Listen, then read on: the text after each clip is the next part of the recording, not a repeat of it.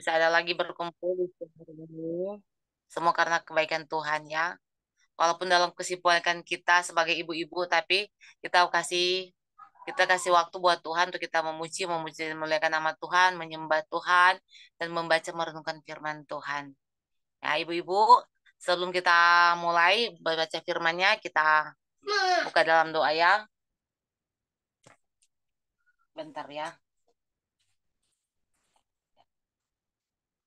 Sebelum kita mulai baca, kita berdoa. Kita saat dalam doa. Haleluya. Segala puji syukur nantinya kami panjatkan kehadirat-Nya yang kudus ya apa ya Tuhan Yesus. Baik, terima kasih Tuhan karena kasih anugerah melanggipan kami sehingga kami boleh lagi terkumpul saat ini di lewat Zoom saat ini Tuhan untuk kami membaca merenungkan firman-Mu Tuhan. Kami tahu semua tidak kebetulan kami ada saat ini. Semua karena kasih-Mu dalam kehidupan kami. Biarkan Kau menyertai kami di sepanjang membaca firman ini, sehingga kamu boleh memetik remai dalamnya Tuhan, dan kami boleh sharing satu dengan yang lainnya. Terima kasih Bapak, terima kasih Tuhan Yesus, terima kasih Roh Kudus. Tutup bungkus kami semua dengan kuasa darah yang kudus Tuhan. Setiap jaringan yang kami pakai, alat-alat yang kami pakai, baik itu handphone, laptop, apapun juga yang kami pakai Tuhan, Engkau tutup bungkus kuasa darah Yesus, agar supaya saat kami membaca merenungkan firman-Mu, tidak ada kuasa gelap yang mengganggu kami saat kami membaca firman-Mu. Terima kasih Bapa, kami ibu-ibu Tuhan sudah berkumpul saat ini untuk membaca firman-Mu. Di dalam nama Tuhan Yesus, haleluya, amin. Amin. Nah, kita baca, kita ada berapa orang ya Bu? 10 orang ya. Kita bacanya dari Kejadian 36 sampai 38 ya Bu. Ya, berapa pasal Bu per orang? Berapa ayat per orang? Kita lihat bentar ya Bu. 5 ayat ya Bu, karena kita cuma 10 orang. Ya, jadi urutannya Bu, silahkan saya tulis ya. Yang pertama Ibu Mensi, Oke. kedua Ibu Jeli, Mhm. kedua Ibu Christine Jaksel, Mhm. ketiga, keempat Ibu Mary, Oke. kelima Ibu Ellen, Oke. enam Ibu Dede. Dede, Mhm. Ibu Agustin, Ibu Bu, Sofi, mau baca Bu? Elizabeth. Elizabeth, ntar dulu Bu. Ya. Terus Sophie, lalu Rambu Yati. Rambu Yati, baca Bu. Baca tuh kalau dia. Nanti kalau nggak ini lewat aja. Sama Bu DP ya. DP. DP. Baru Bu Marina ya. Marina Kamagi. Ya. Ya.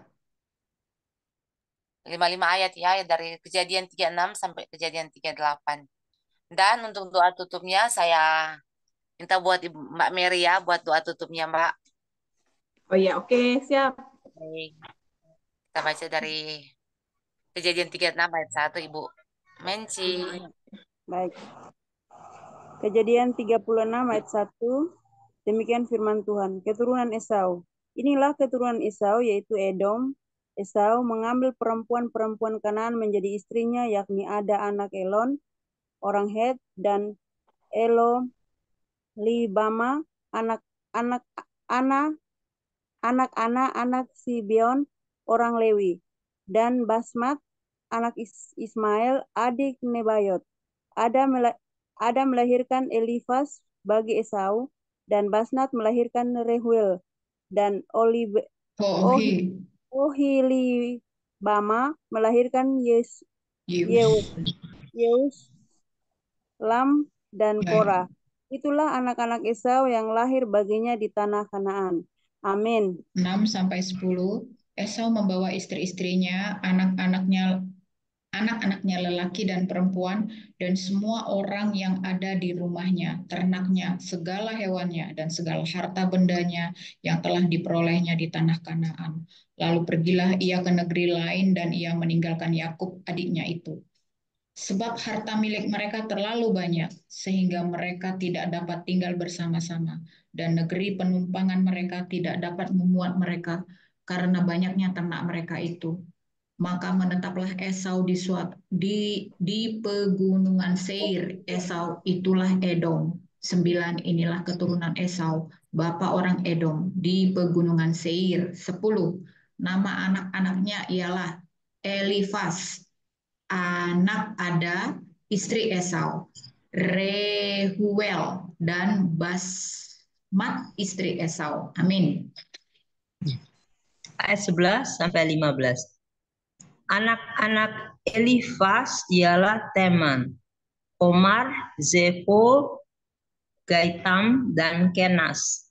Timna adalah gundik Elifas anak Esau. Ia melahirkan Amalek bagi Elifas. Itulah cucu-cucu Ada, istri Esau. Inilah anak-anak Rehuel, Nahat, Zerah, Syama, dan Miza. Itulah cucu-cucu Basmat, istri Esau. Inilah anak-anak Oholibama, istri Esau itu, anak Ana, anak Zibeon. Ia melahirkan bagi Esau, Yeusi, Yaelam, dan Korah. Inilah kepala-kepala kaum Bani Esau, keturunan Elifas, anak sulung Esau, ialah kepala kaum Teman, kepala kaum Omar, kepala kaum Zefo, kepala kaum Kenas, kepala kaum Korah. Kepala sampai 15 ya. Ya, amin. 16. Kepala kaum Korah, kepala kaum Gaetam, dan kepala kaum Amalek. Itulah kepala-kepala kaum Elifas di tanah Edom. Itulah keturunan Ada. Inilah keturunan Rehuel anak Esau, kepala kaum Nahat, kepala kaum Zerah, kepala kaum Syam, dan kepala kaum Miza. Itulah kepala-kepala kaum Rehuel di tanah Edom. Itulah keturunan Basmat istri Esau. Inilah keturunan Oholibama istri Esau, kepala kaum Yeus, kepala kaum Yaelam, kepala kaum Korah. Itulah kepala-kepala kaum Oholibama istri Esau dan anak-anak. Itulah Bani Esau, yakni Edom, dan itulah kepala-kepala kaum mereka. Keturunan Seir. Inilah anak-anak Seir, orang Hori, penduduk negeri itu. Lotan, Syobal, Zibeon, dan Ana. Amin. Oke.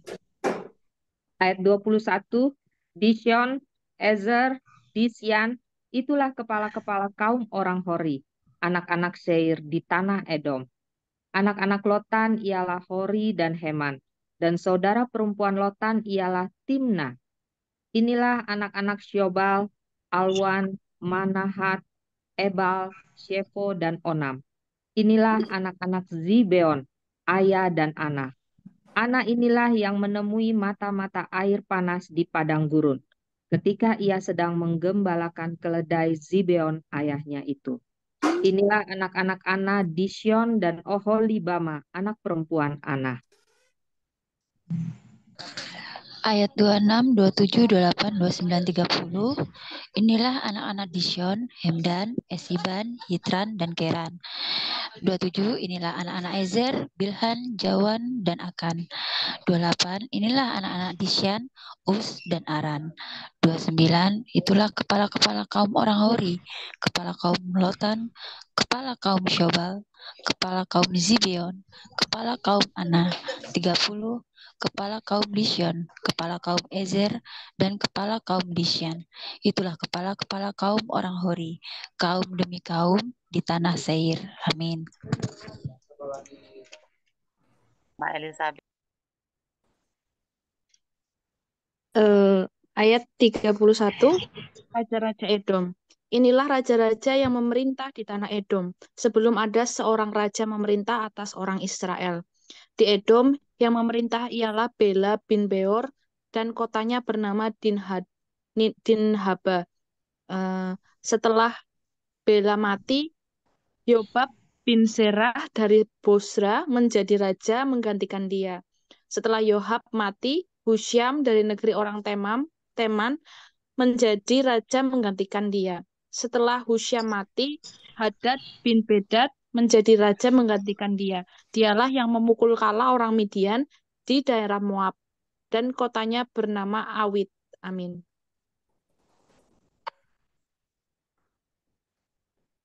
Bu Sofi. Oke, saya lanjut 36. Setelah Hadad mati, Samila dari Masreka menjadi raja menggantikan dia. Setelah Samila mati, Saul dari Rehoboth yang di pinggir sungai menjadi raja menggantikan dia. Ayat 38, setelah Saul mati, Baal-Hanan bin Akbor menjadi raja menggantikan dia. Ayat 39, setelah Baal-Hanan bin Akbor mati, Hadar menjadi raja menggantikan dia. Kotanya bernama Pahu dan istrinya bernama Mehetabel binti Mahtred binti Mezahab. Ayat 40, inilah nama kepala-kepala kaum Esau menurut kaum dan tempat mereka dengan nama mereka masing-masing: kepala kaum Timnah, kepala kaum Alwa, kepala kaum Yetet. Amin. 41, kepala kaum Oholibama, kepala kaum Ela, kepala kaum Pinom, kepala kaum Kenas, kepala kaum Teman, kepala kaum Mibzar, kepala kaum Magdiel, dan kepala kaum Iram. Itulah kepala-kepala kaum Edom menurut tempat kediaman mereka di tanah milik mereka. Edom ialah Esau, bapa orang Edom. Yusuf dan saudara-saudaranya. Pasal 37 ayat 1. Adapun Yakub, ia diam di negeri penumpangan ayahnya, yakni di tanah Kanaan. Inilah riwayat keturunan Yakub. Yusuf tak kala berumur 17 tahun, jadi masih muda, biasa mengembalakan kambing domba bersama-sama dengan saudara-saudaranya, anak-anak Bilha dan Silpa, kedua istri ayahnya. Dan Yusuf menyampaikan kepada ayahnya kabar tentang kejahatan saudara-saudaranya. Israel lebih mengasihi Yusuf dari semua anaknya yang lain, sebab Yusuf itulah anaknya yang lahir pada masa tuanya, dan ia menyuruh membuat jubah yang maha indah bagi dia. Amin. Ayat 4.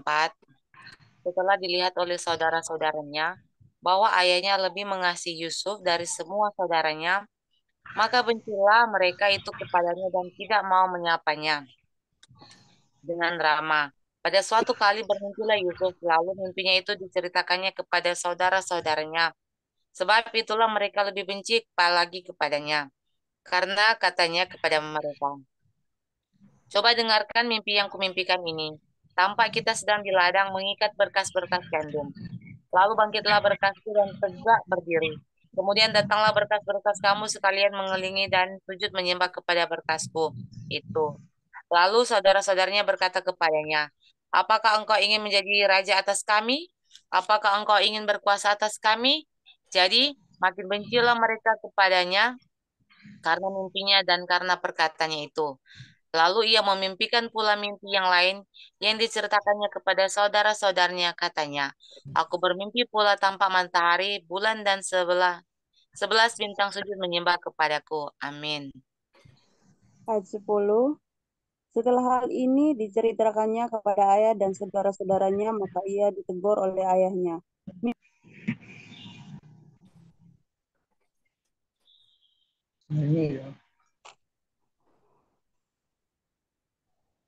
Mimpi apakah? Mimpi apa mimpimu itu? Masakah aku dan ibumu serta saudara-saudaramu sujud kepadamu sana? Maka iri hatilah saudara-saudaranya kepadanya, tetapi ayahnya menyimpan hal itu di dalam hatinya. Yusuf dijual ke tanah Mesir.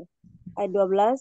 Pada suatu kali pergilah saudara-saudaranya mengembalakan kambing domba ayahnya dekat Sikem. Lalu Israel berkata kepada Yusuf, bukankah saudara-saudaramu mengembalakan kambing domba dekat Sikem? Marilah engkau kusuruh kepada mereka. Sahut Yusuf, ya Bapa. Kata Israel kepadanya, pergilah engkau melihat apakah baik keadaan saudara-saudaramu dan keadaan kambing domba, dan bawalah kabar tentang itu kepadaku. Lalu Yakub menyuruh dia dari lembah Hebron. Dan Yusuf pun sampai.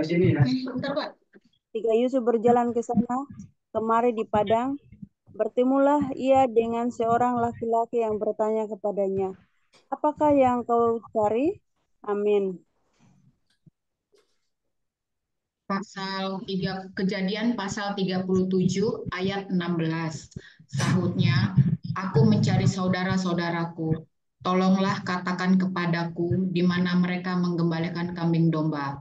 17. Lalu kata orang itu, mereka telah berangkat dari sini, sebab telah kudengar mereka berkata, marilah kita pergi ke Dotan.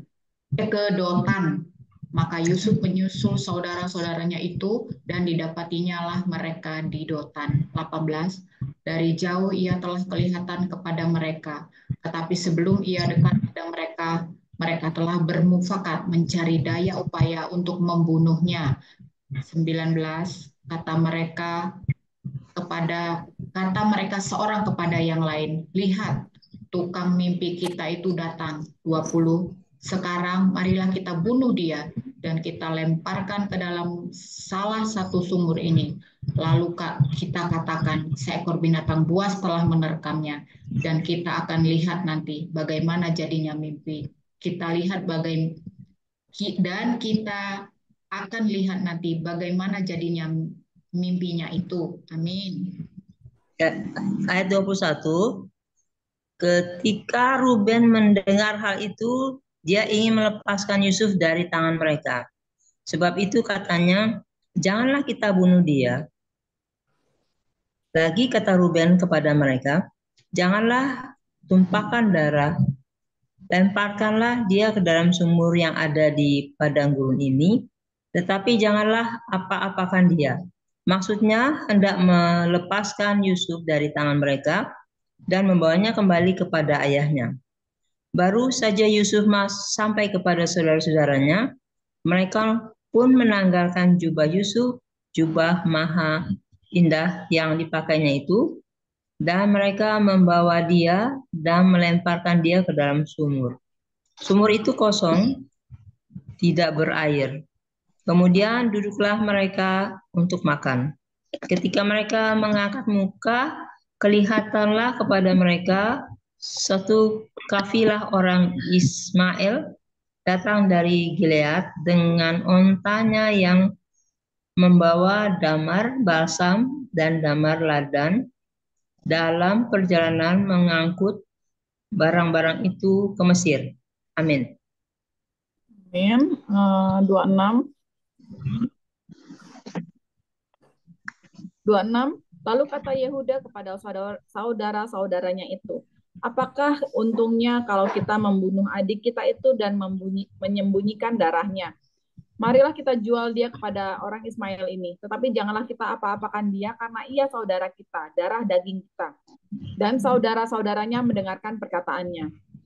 Ketika ada saudara Gar Midian lewat, Yusuf diangkat ke atas dari dalam sumur itu, kemudian dijual kepada orang Ismail itu dengan harga 20 shikal perak.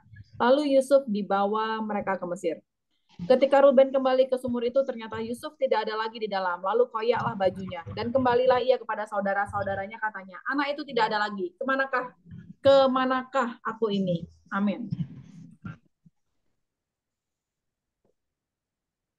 Ayat 31, kemudian mereka mengambil jubah Yusuf dan menyembelih seekor kambing, lalu mencelupkan jubah itu ke dalam darahnya. Ayat 32, jubah maha indah itu mereka suruh antarkan kepada ayah mereka dengan pesan, ini kami dapati, silahkanlah Bapak periksa apakah jubah ini milik anak Bapak atau tidak. Ayat 33, ketika Yakub memeriksa jubah itu, ia berkata, ini jubah anakku, binatang buas telah memakannya, tentulah Yusuf telah diterkam. Ayat 34, dan Yakub mengoyakkan jubahnya, lalu mengenakan kain kabung pada pinggangnya, dan berkabunglah ia berhari-hari lamanya karena anaknya itu. Ayat 35, sekalian anaknya laki-laki dan perempuan berusaha menghiburkan dia, tetapi ia menolak dihiburkan serta katanya, tidak, aku akan berkabung sampai aku turun mendapatkan anakku ke dalam dunia orang mati. Demikianlah Yusuf ditangisi oleh ayahnya. Amin. Ayat 36, adapun Yusuf, ia dijual oleh orang Midian itu ke Mesir kepada Potifar, seorang pegawai istana Firaun, kepala pengawal raja. Kejadian 38, Ayat 1, Yehuda dan Tamar. Pada waktu itu Yehuda meninggalkan saudara-saudaranya dan menumpang pada seorang adulam yang namanya Hira. Ayat 2, di situ Yehuda melihat anak perempuan, seorang Kanaan. Nama orang itu ialah Syuya. Lalu Yehuda kawin dengan perempuan itu dan menghampirinya. Ayat 3, perempuan itu mengandung, lalu melahirkan seorang anak laki-laki dan menamai anak itu Er. Ayat 4, sesudah itu perempuan itu mengandung lagi, lalu melahirkan seorang anak laki-laki dan menamai anak itu Onan. Amin.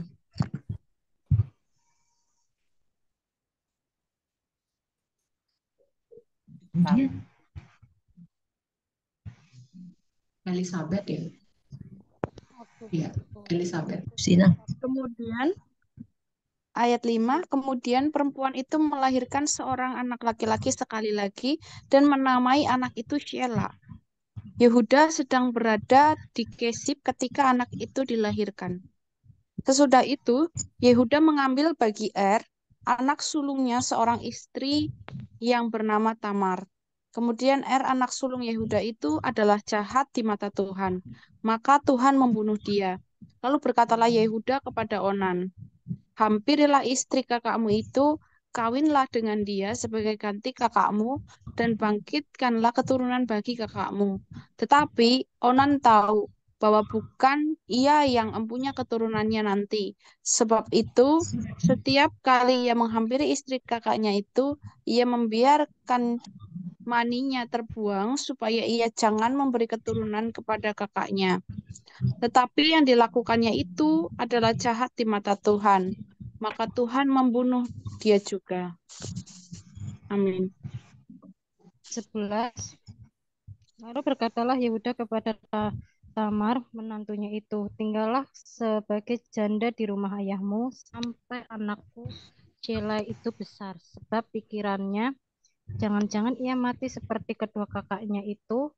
Maka pergilah Tamar dan tinggal di rumah ayahnya. Ayat 12, setelah beberapa lama matilah anak Syua, istri Yehuda, habis berkabung. Pergilah Yehuda ke Timna kepada orang-orang menggunting bulu domba-dombanya bersama dengan Hira, sahabatnya orang Adulam itu. Ayat 13, ketika dikabarkan kepada Tamar, bapa mertuamu sedang di jalan ke Timna untuk menggunting bulu domba-dombanya. Ayat 14, maka ditanggalkannya lah pakaian kejandaannya, ia berkelekung dan berselubung, lalu pergi duduk di pintu masuk ke Enaim yang di jalan ke Timna, karena dilihatnya bahwa Shelah telah menjadi besar dan tidak diberikan kepada Shelah untuk menjadi istrinya. Ayat 15, ketika Yehuda melihat dia, disangkanyalah dia seorang perempuan sundal karena ia menutupi mukanya. Amin. Jadi 16. Lalu berpalinglah Yehuda mendapatkan perempuan yang di pinggir jalan itu serta berkata, marilah aku mau menghampiri engkau, sebab ia tidak tahu bahwa perempuan itu menantunya. Tanya perempuan itu, apakah yang akan kau berikan kepadaku jika engkau menghampiri aku? Ayat 17 jawabnya, aku akan mengirimkan kepadamu seekor anak kambing dari kambing dombaku.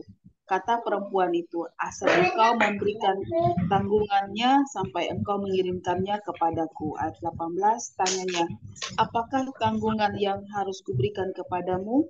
Jawab perempuan itu, cap meteraimu serta kalungmu dan tongkat yang ada di tanganmu itu.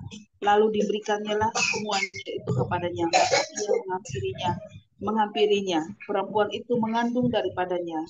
Ayat 19, bangunlah perempuan itu lalu pergi.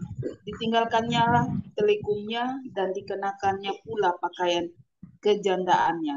Ayat 20, adapun Yehuda, ia mengirimkan anak kambing itu dengan perantaraan sahabatnya, orang Adulam itu, untuk mengambil kembali tanggungannya dari tangan perempuan itu. Tetapi perempuan itu tidak dijumpainya lagi. Amin. Ibu Natasha mau baca, Bu? Bulia. Jadi ya. Sebentar. Ayat 21. Ia bertanya-tanya di tempat tinggal perempuan itu. Di manakah perempuan jalang yang duduk tadinya di pinggir jalan di Enaim itu?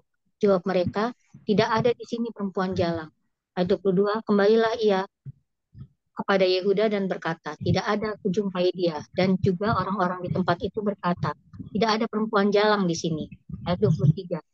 Lalu berkatalah Yehuda, biarlah barang-barang itu dipegang, supaya kita jangan menjadi buah olok-olok orang. Sungguhlah anak kambing itu telah kukirimkan, tetapi engkau tidak menjumpai perempuan itu. Ayat 24, sudah kira-kira 3 bulan dikabarkannya lah kepada Yehuda, Tamar menantumu bersundal, bahkan telah mengandung dari persundalannya itu.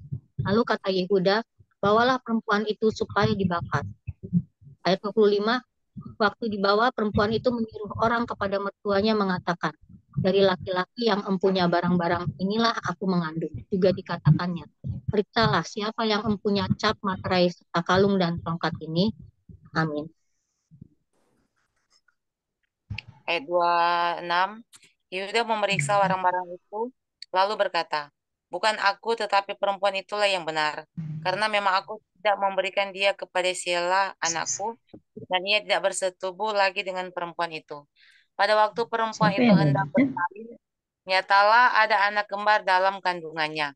Dan ketika ia bersalin, seorang dari anak itu mengeluarkan tangannya, lalu dipegang oleh bidan, diikatnya dengan benang kirmisi serta berkata, inilah yang lebih dahulu keluar.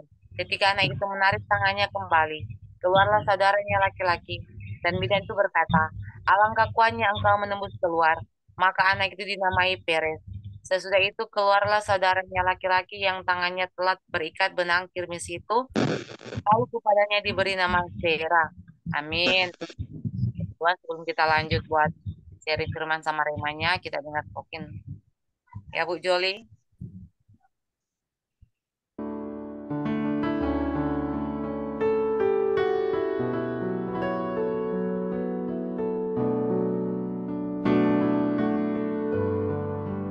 Maksudnya gimana ya?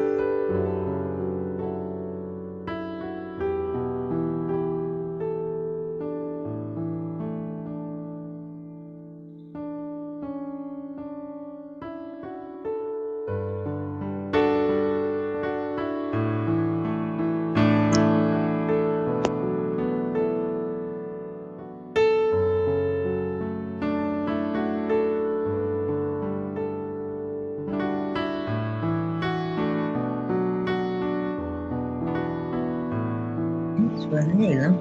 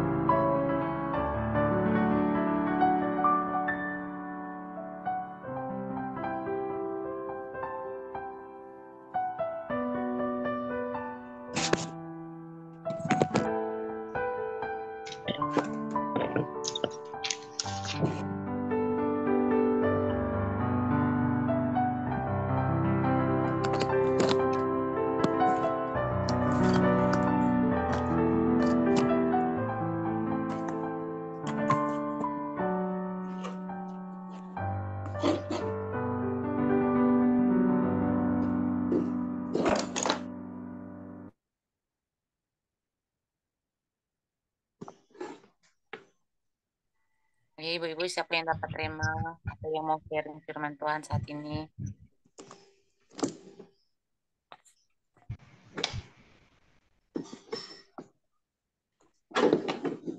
Yang mau sharing atau dapat Ya, saya dulu Bu, sambil nunggu yang lain ya.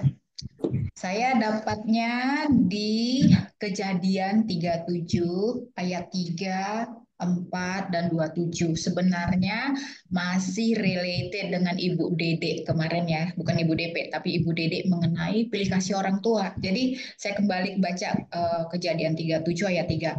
Israel lebih mengasihi Yusuf dari semua anaknya yang lain. Ya, saya sambil ke bawah, dan ia menyuruh membuat jubah yang maha indah bagi dia. Ayat 4, setelah dilihat oleh saudara-saudaranya bahwa ayahnya lebih mengasihi Yusuf dari semua saudaranya, maka bencilah mereka itu kepadanya dan tidak mau menyapanya dengan ramah. Tapi saya loncat ke 27. Marilah kita jual dia kepada orang Ismail ini, tetapi janganlah kita apa-apakan dia karena ia saudara kita, darah daging kita. Jadi kalau saya melihat ya, satu pembelajaran di sini yang menarik, sebenarnya hal itu dari zaman dulu sampai sekarang tuh terjadi ya, bahwa terjadi pembedaan orang tua terhadap anak-anak, apalagi kalau anaknya banyak ya. Biasanya memang yang paling bontot, kita bilang paling bontot itu ya, selalu ada perlakuan yang lebih gitu. Nah, sebenarnya kalau saya lihat anak-anak ini tidak bermasalah gitu ya. Yusuf itu tidak punya perasaan tertentu pasti sama kakak-kakaknya gitu ya. Nah, demikian juga sebenarnya kalau ada perlakuan adil daripada orang tuanya, kakak-kakaknya pasti tidak akan membenci Yusuf gitu kan. Tetapi sebenarnya iri hati itu muncul sebenarnya disebabkan adalah oleh orang tua kita sendiri. Jadi pembedaan-pembedaan itu menyebabkan akhirnya kakak beradik itu menjadi berantem gitu ya. Bukan berantem sih, jadi tumbuh yang namanya rasa benci, rasa sirik karena perlakuan yang berbeda. Itu orang tua ya. Jadi sebenarnya refleksi untuk kita sebagai orang tua, ya termasuk saya juga ya, saya punya 2 anak, saya juga gitu ya. Maksudnya kalau sama bontot itu perlakuannya lebih gitu. Tapi sebenarnya sadar gitu ya bahwa sebenarnya tidak boleh melakukan pembedaan, tapi nggak tahu ya itu seperti spontan, tapi menarik gitu loh bahwa kita harus refleksi diri juga, tidak boleh melakukan pembedaan karena apa, efeknya bukan di orang tua, efeknya yang terjadi adalah kepada anak kita sendiri. Jangan sampai nanti antar anak kita ini saling membenci hanya karena kesalahan orang tua dalam mendidik ya. Tetapi yang menarik itu adalah apa? Nah, ketika mereka menjual Yusuf, mereka tuh tidak mau karena tidak mau membunuh dia. Kenapa? Karena itu tadi di 27 dibilang, jangan kita apa-apakan dia karena ia saudara kita, darah daging kita. Walaupun mereka membenci Yusuf, tapi saya melihat masih ada kasih di sana ya. Jadi masih ada perkataan karena ia saudara kita, darah daging kita, seperti itu ya. Jadi itu ya kalau ditarik dalam konteks sekarang pun, biarpun kakak beradik itu dia mungkin saling sebentar ya, aku tutup dulu mute. Nah, jadi kalau ditarik dalam konteks sekarang, sebenarnya walaupun di dalam keluarga itu ada sirik-sirikan dalam tanda petik ya, saya juga 6 bersaudara kan ya, sirik-sirikan itu ada, tetapi yang namanya mengasihi itu tetap ada gitu loh. Jangan sampai terjadi dicelakai atau apa gitulah, jangan sampai terjadi sesuatu dengan dia karena apa? Ya itu tadi, di balik kebencian tetap rasa kasih itu ada gitu. Nah, jadi pembelajarannya ya itu ya. Walaupun secara keseluruhan saya membaca ini cerita yang menarik ya, sejarah yang menarik begitu, tetapi saya tuh tertarik ini tadi bahwa perlakuan yang tidak adil itu memang membawa dampak kepada anak kita, bukan kepada kita pribadi sebagai orang tua, tetapi pada hubungan antara kakak beradik yang tidak harmonis. Jadi seperti cerita kesaksiannya Bu Yohana kemarin, lalu ditambah lagi remanya Bu Dede, saya kira saya juga mengambil dari rema itu di Kejadian 37. Itu aja Bu Marina, terima kasih Tuhan berkati. Terima kasih Bu Joli. Jadi dapatnya kayak di sini, karena iri hati maka timbullah hal-hal yang berdampak negatif ya kayak gitu. Di sini juga aku dapat karena iri hati sampai ada pembunuhan, ada pencobaan pembunuhan kan. Kayak ada juga, terus ujung-ujung ada juga kebohongan bohong bagi orang tua ya. Banyak hal yang terjadi saat kita iri hati, kita benci, terpaksa kayak gitulah. Jadi ujungnya yang susah kan kita akan gitu. Buat saya juga sekarang saya juga punya 4 anak kayak gitu. Kadang-kadang memang kalau yang udah besar kadang-kadang udah mereka udah besar kan. Kita tinggal ngomong pasti yang ngerti. Tapi untuk anak yang masih kecil-kecil itu memang perlu yang kayak apalagi namanya anak yang kecil gitu kan, apalagi kalau udah ngadu sama bapaknya gitu kan. Udah kayak bapak gitu kayak gimana ya bapaknya selalu ya udah memprioritaskan anak yang masih kecil gitu kan. Padahal sebagai orang tua kita nggak boleh memprioritaskan anak yang satu sama yang satu, tapi kita harus bagi rata kayak gitu. Tapi kadang-kadang zaman sekarang memang kebanyakan kayak gitu sih yang saya lihatnya. Ada kala juga anak-anak yang sering apa itu ya, kadang-kadang sebagai orang tua kadang-kadang kita juga sering menyamakan anak sama anak yang orang lain kayak gitu. Padahal itu sebenarnya nggak boleh ya.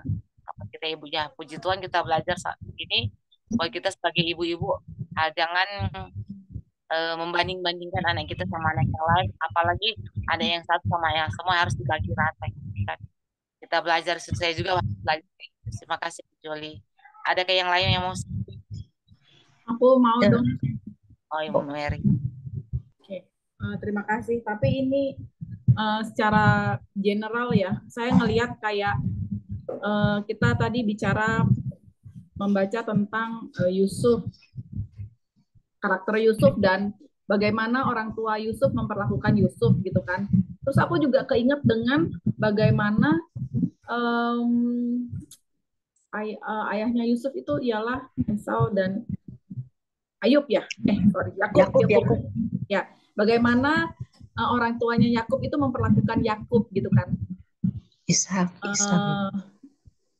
Terus juga aku narik ke Daud gitu. Bagaimana orang tuanya Daud atau saudara-saudaranya Daud atau keluarga lah secara general keluarga memperlakukan mereka. Mereka tuh kok kayak saya melihat satu karakter yang sama dari mereka. Mereka tuh kok kayak seolah-olah kayak anak manja yang nggak bisa apa-apa dibandingkan saudara-saudara kandungnya kayak gitu.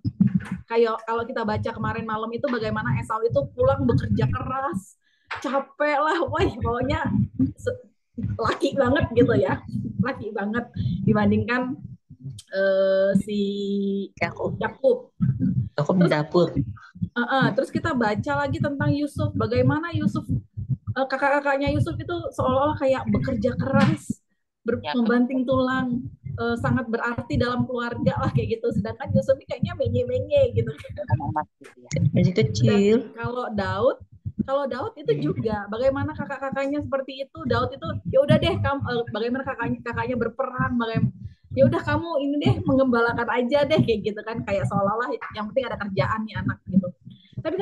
Tapi ternyata dengan karakter kayak gitu, dengan karakter maksudnya yang berbeda, dengan karakter spesial lah aku bilang kayak gitu ya di dalam keluarga. Tapi ternyata orang-orang yang seperti itu yang Tuhan pakainya secara luar biasa kayak gitu, yang seolah-olah kayak tidak berguna kayak gitu loh di keluarga, tapi ternyata itu paling berguna di bangsa bahkan sejarah keagamaan kita gitu. Dan itu nggak kaleng-kaleng banget.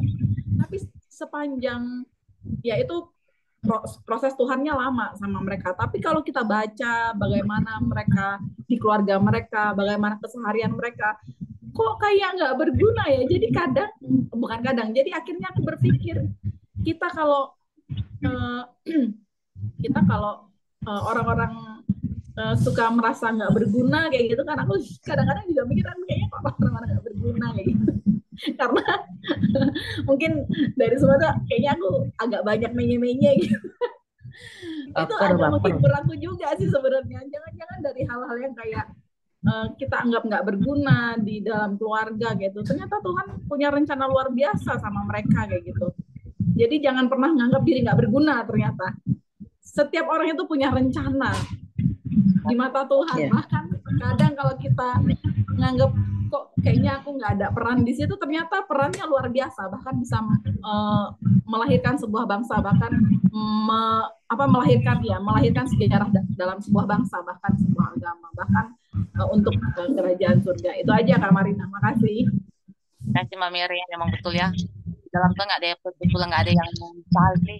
Orang-orang yang katakanlah orang-orang kayaknya kelihatannya nggak ada apa-apanya, nggak bisa apa-apa, tapi mereka itu orang-orang yang memang kalau buat saya ya, mereka itu walaupun kelihatan nggak ada apa-apanya, tapi mereka apa itu selalu apa-apa sudah bawa dalam doa gitu kan. Kita bacakan doa itu mengubah segala sesuatu kan. Walaupun tidak dipandang rendah oleh orang lain, tapi bisa kita doa, bisa kita benar-benar memberikan hati kita sama Tuhan, kehidupan kita sama Tuhan, tapi di situ kita akan lihat tuh Tuhan bekerja dahsyat luar biasa tanpa kita duga, tanpa kita rencana, tanpa kita pikirkan itu yang Tuhan buat bagi kita orang-orang percaya sama Tuhan. Dan itu kan kita lihat juga mereka itu benar di mata Tuhan kan, jadi Tuhan angkat mereka itu lebih dari apa yang mereka pikirkan dan bayar. Tuhan itu dahsyat luar biasa. Ya, satu lagi kalau ada yang mau sharing dengan Tuhan atau Oh, siapa dulu nih? Bolehkah aku? Siapa dulu ini? Oke ya, Shalom. Tetap sehat, tetap semangat. Ya, kalau dari ayat yang kita baca Kejadian 36 sampai 38, kalau di saya itu cenderung ternyata kutuk keturunan itu terjadi ya. Masih terjadi. Kita lihat dari zamannya Esau dengan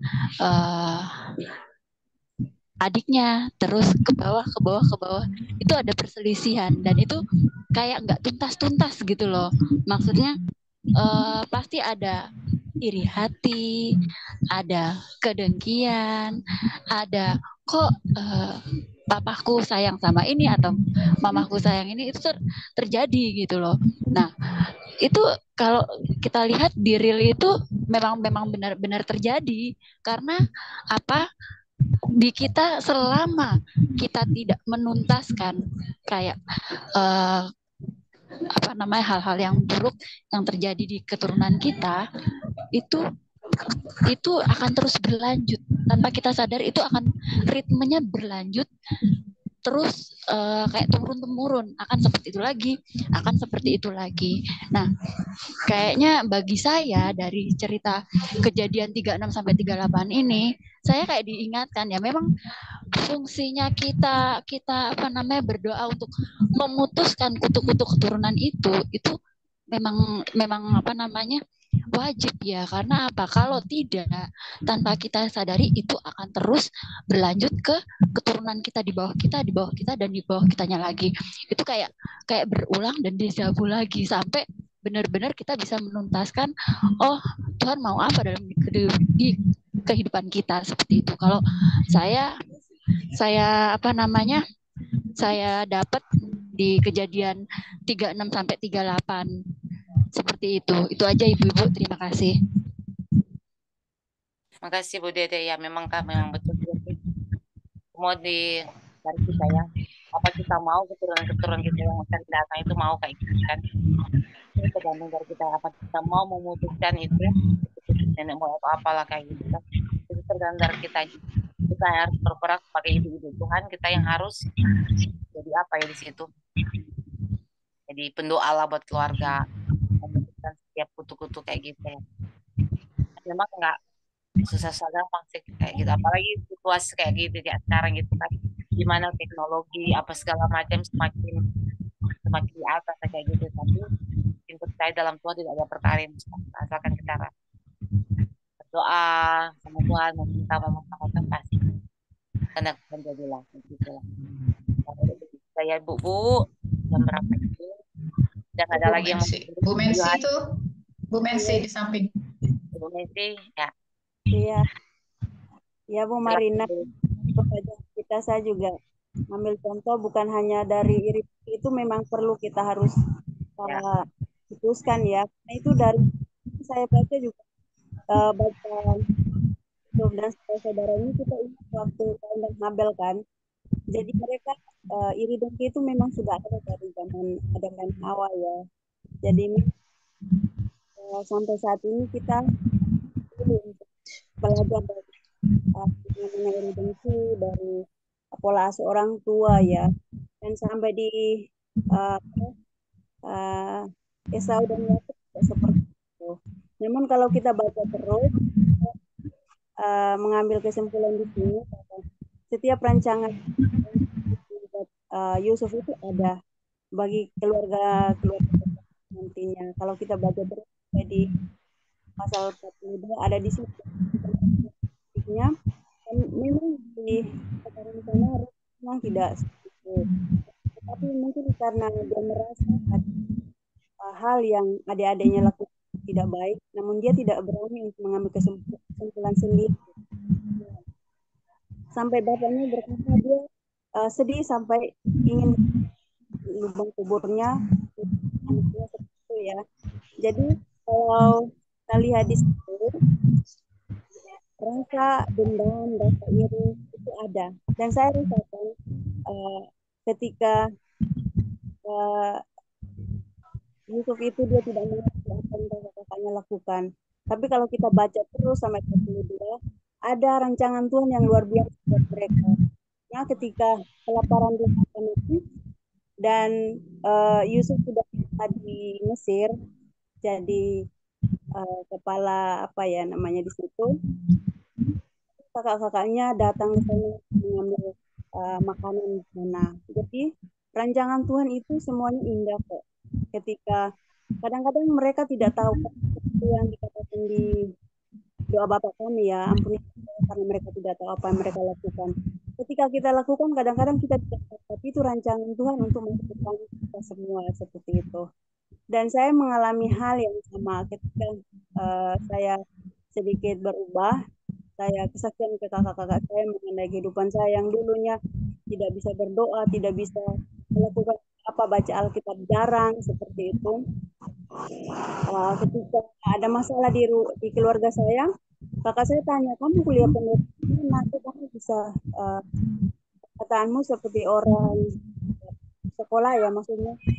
Saya bilang begini, ya mungkin dulu saya tidak sekolah, mungkin dulu saya tidak sedekat itu kepada Tuhan. Tapi rancangan Tuhan indah.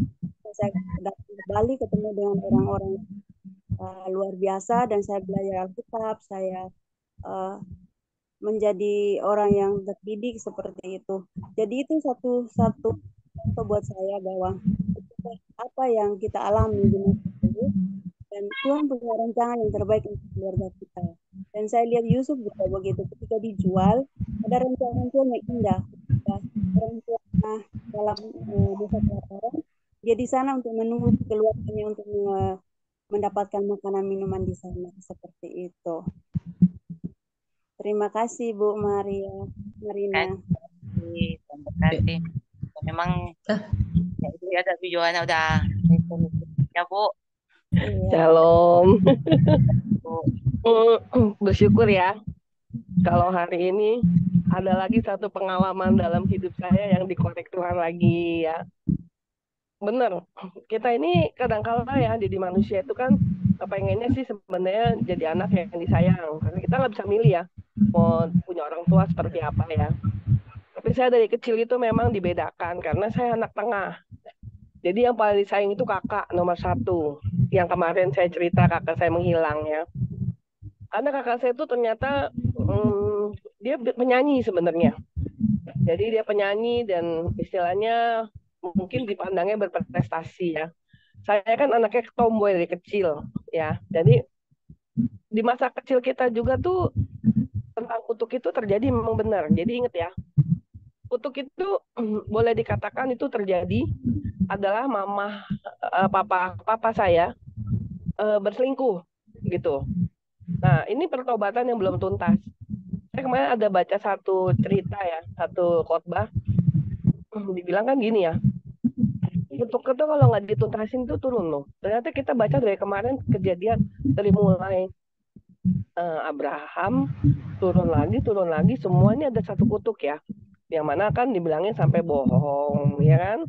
Kita bilang nggak bohong lah, hikmat mungkin ya, karena kita tahu kita nggak boleh penghakiman. Tapi saya bilang bahwa saya itu adalah dibilang dari kecil itu anak korban daripada satu mama papa yang pilih kasih dan anak laki yang terakhir yang kecil. Karena kan anak orang Chinese itu anak laki-laki itu kan dikatakan pembawa marga ya. Jadi itu anak minta apa aja dikasih. Cuman untungnya saya ini di tengah yang anak yang super cuek. Tapi dari kecil saya selalu menentang mama karena saya tidak bisa menyatu sama dia, terutama dalam hal yang negatif. Disuruh berbohong saya nggak mau, karena disuruh hal yang negatif saya lawan ya. Jadi pada waktu kejadian mama adik di dalam penjara, mau nggak mau saya loh yang turun.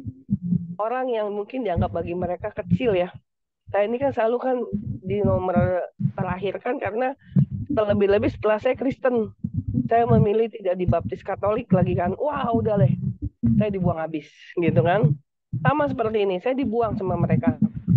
Nama saya dicoret dari daftar warisan. Makanya kenapa saat kakak saya mengambil kesempatan menjual tanah, papa tidak akan terpikir saya.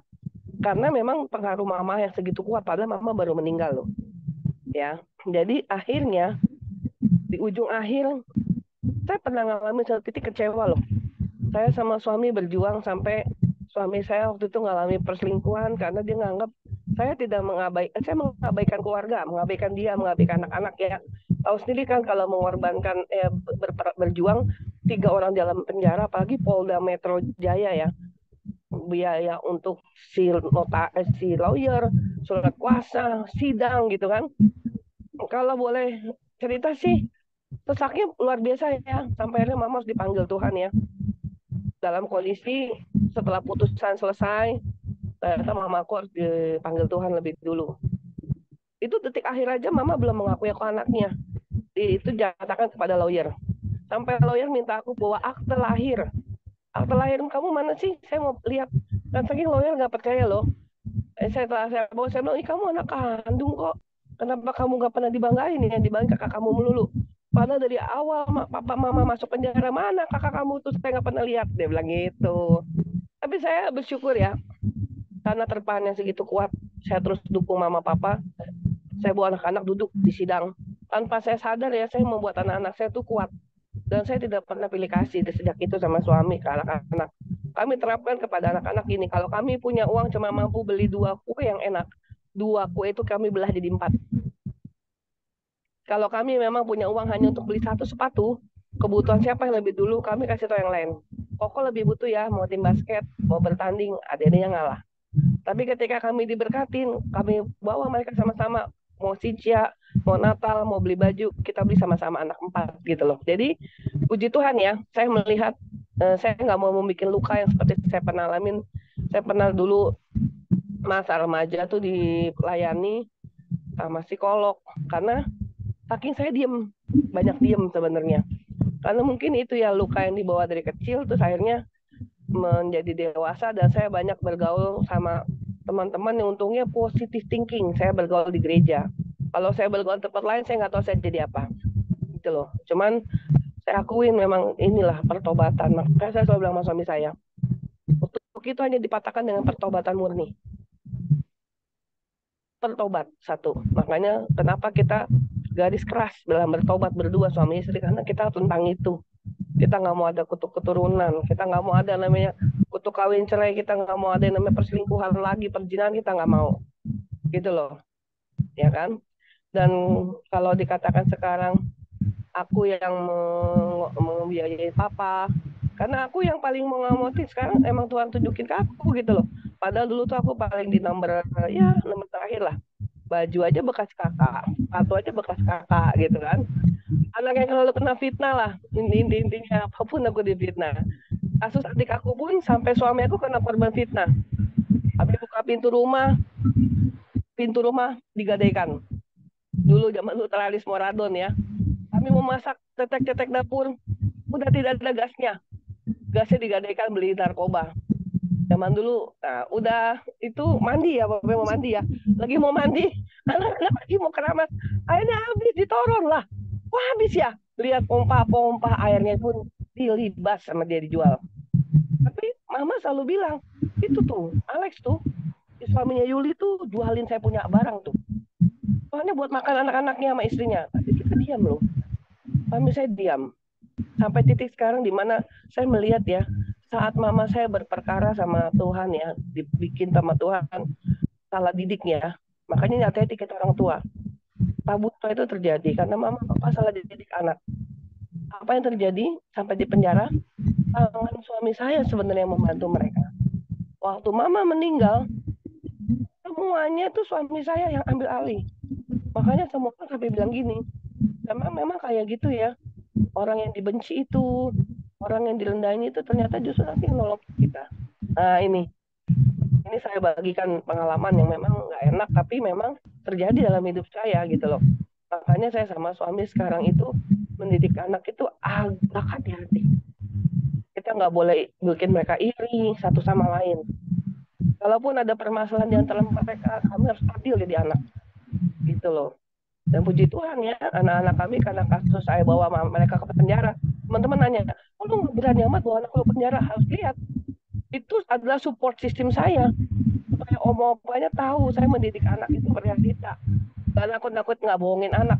Jadi mulai sekarang saya bilang, tahu kan main-main dengan polisi dan narkoba itu bahaya? Ya tahu mama.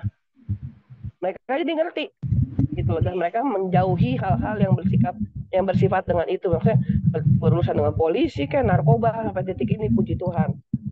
Jadi itulah ya cara saya mendidik anak dengan realita.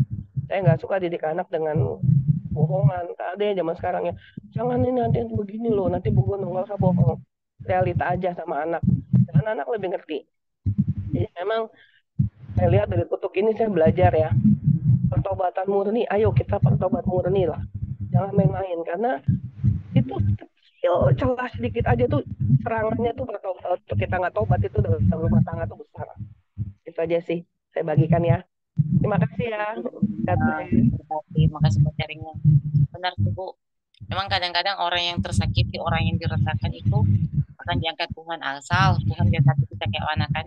Kita lihat hati kita apakah apakah kita tadi salah kita sama orang-orang, tapi kalau Tuhan lihat hati kita gimana, kita nggak ngeluh, nggak ngutuki orang lain, kita mau benar-benar apa ya, mengasihi mereka walaupun mereka udah nggak baik sama kita, tapi kalau kita mau mengasihi mereka, kita cuma diam berserah sama Tuhan, Tuhan akan angkat kita lebih tinggi dari mereka gitu kan. Apa yang terjadi, kita yang jadi apa ya, yang jadi bakalan jadi buat mereka, yang buat jadi bisa jadi kayak Tuhan ya, yang bantu mereka yang puji Tuhan ya. Sharing kita siang hari ini yang memang sangat-sangat terberkati, dan memang apa ya, kita sebagai ibu-ibu harus bisa memprioritaskan anak-anak itu bertumbuh jadi anak-anak yang memang kadang memang hari-hari ini ya memang agak susah sih buat anak-anak, tapi kalau kita memang benar-benar mau mendidik anak kita, belajarkan mereka untuk apa ya, dekat sama Tuhan dari masa kecil. Saya juga ya bergumul buat itu sih, tapi saya percaya saat saya serahkan sama-sama Tuhan, pasti akan bekerja yang luar biasa. Dan memang pertumbuhan tubuh yang memang harus ya, nah, sedikit saya buka celah, memang serangannya luar biasa sih, itu yang sering saya rasakan. Buka celah sedikit saja memang rasanya kayak gimana gitu ya, tapi puji Tuhan di saat kayak gitu, dan kita panggil nama Tuhan Yesus, ada kekuatan baru yang Tuhan berikan bagi kita.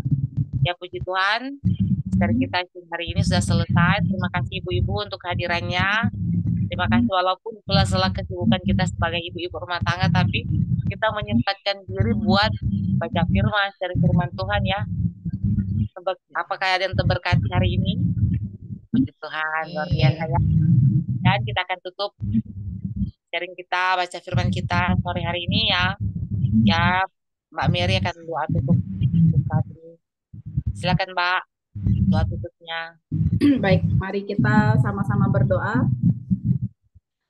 Allah Bapa yang berada di kerajaan surga, Tuhan kami Yesus Kristus, terima kasih Tuhan atas kesempatan dan anugerah yang boleh kami terima ya Bapa, karena Kau tahu Tuhan, dan kami tahu Tuhan bagaimana ketika kami membaca firman ada satu tuntunan hidup dan rema yang kami terima ya Bapa. Dan itu adalah anugerah bagi kehidupan kami, sehingga kami tidak salah dalam melangkah, kami bisa meneladani setiap tokoh-tokoh yang ada di dalam Alkitab Tuhan, dan itu menjadi panduan kami dalam menyikapi dan meresponi semua hal yang terjadi dalam kehidupan kami ya Bapak.